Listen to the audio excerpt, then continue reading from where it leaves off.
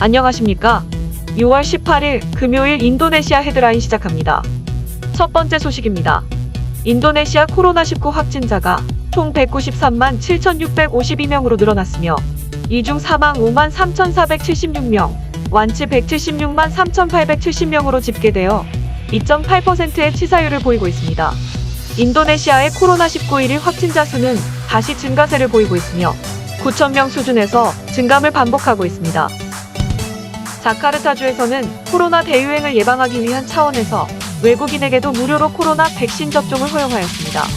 다만 모든 외국인들에게 해당하는 것은 아니고 거주증명서나 외국인 신분증을 소지하면서 교육계 쪽에 종사하거나 만 60세 이상이거나 옐로우존 또는 레드존에 거주하는 자에게 해당합니다.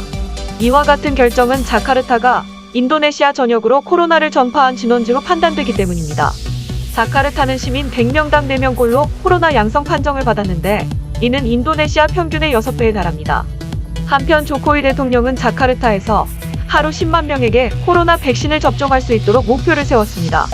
8월 말까지 집단 면역 달성을 희망한다며 자카르타에서 코로나가 더 이상 확산되지 않기를 바란다고 하였습니다. 인도네시아 정부는 여러 주에서 코로나 감염 사례가 급증함에 따라 34개 주에서 시행하고 있는 사회적 활동 제한을 2주간 연장하기로 하였습니다. 이번 사회적 활동 제한은 10번째 조치이며 6월 15일부터 28일까지 시행됩니다. 사회적 활동 제한은 지난 9차 때에 준해서 시행되며 건설 부문 외의, 건강, 식품, 음료, 에너지통신, 은행 등의 필수 부분은 100%의 인원을 수용하되 방역 수칙을 준수해야 하며 이외의 대부분의 사업장은 인원 대비 50%만 수용해야 합니다. 특히 레드존일 경우에는 25%의 인원만 수용 가능합니다. 코로나 변이 바이러스가 인도네시아에서 크게 늘어나 방역당국이 긴장하고 있습니다. 인도네시아에서 발견된 변이 바이러스는 영국발 알파, 남아공발 베타, 인도발 델타입니다. 현재까지 코로나 변이 바이러스에 감염된 건수는 총 145건으로 지난주 32건에 비해 4배 이상 늘어났습니다. 이 중 알파가 36건, 베타가 5건, 델타가 104건입니다. 델타 변이 바이러스는 중부자바주에 속한 꾸두스 지역을 중심으로 크게 확산되고 있습니다. 해당 지역은 느바란 명절 이후 코로나 감염자 수가 30배 이상 늘어나며 이번 병동의 90%까지 찬 지역입니다. 특히 염기서열 분석이 진행 중인 의심 사례들도 있어 코로나 델타 변이 바이러스 감염은 앞으로 더 늘어날 전망입니다. 인도네시아 국립대학 의과대학 교수는 현재 인도네시아가 코로나 델타 변이 바이러스 대유행의 초기 단계에 진입했다며 대중들에게 개인 방역에 힘쓰도록 경고하였습니다. 다음 소식입니다. 박태성 대사는 인도네시아 교통부 장관과 만나 발리와 자카르타의 전철 사업에 대해 논의하였습니다. 발리의 경우 경전철 사업이 2단계로 나눠서 진행하고 있는데 첫 번째 단계는 공항에서부터 센트럴파크역의 5.3km 구간이며 두 번째 단계는 센트럴파크에서 스미냑역까지 4.16km 구간입니다. 인도네시아 교통부는 이 중 두 번째 단계의 한국철도공사의 도움을 받길 희망하고 있으며 이를 위해 현재 사전 타당성 조사를 준비 중이라고 교통부 장관은 밝혔습니다. 이와 더불어 자카르타의 MRT 4차 구간 건설에 대해서도 논의가 이루어졌습니다. 4차 구간은 자카르타 남쪽에 파트마와티부터 자카르타 서쪽의 따만미니까지 있는 구간입니다. 해당 구간은 이미 사전 타당도 조사가 완료되었으며 그 결과 대중교통 서비스를 개선하는 데 매우 중요하다는 결과를 받은 구간입니다. 이번 회담에서 한국 측은 박태성 대사 외에도 한국철도공사 김동진 대표, 한국수출입은행 김대혜 차장도 참석하였고 인도네시아에서는 교통부 장관, 인도네시아 철도국장, 교통관리국 책임자가 참석하였습니다. 다음 소식입니다. 코로나 사태 이후 인도네시아의 대외 부채율은 지속적으로 증가하고 있습니다.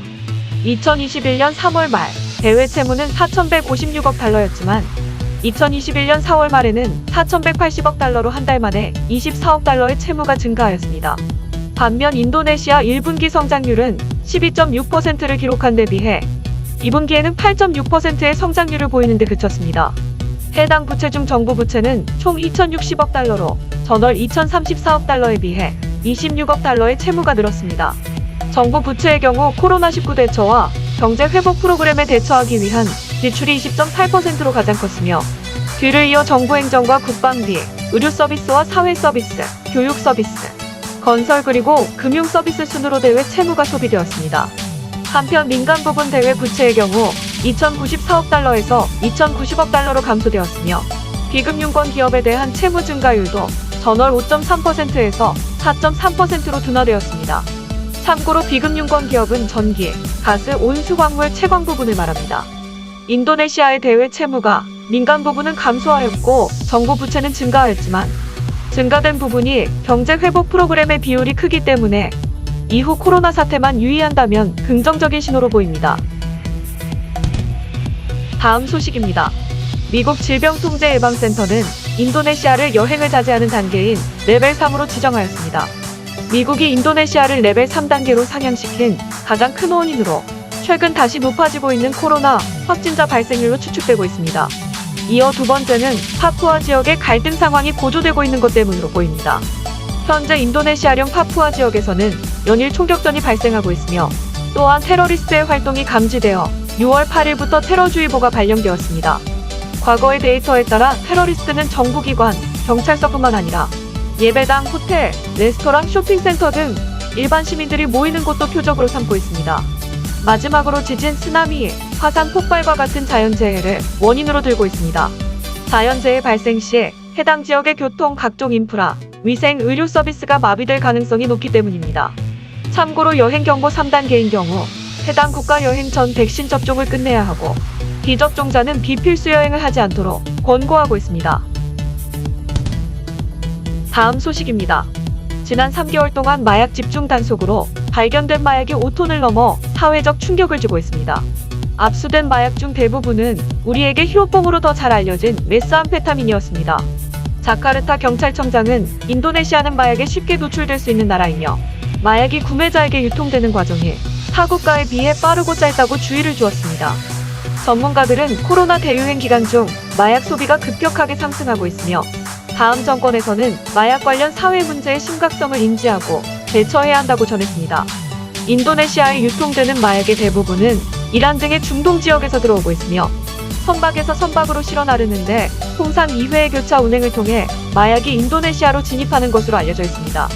이에 인도네시아 해양경찰은 선박의 식별 레이더 신호를 꺼버리거나 두 선박이 가깝게 교차되는 경우에 주의를 기울이고 있다고 밝혔습니다.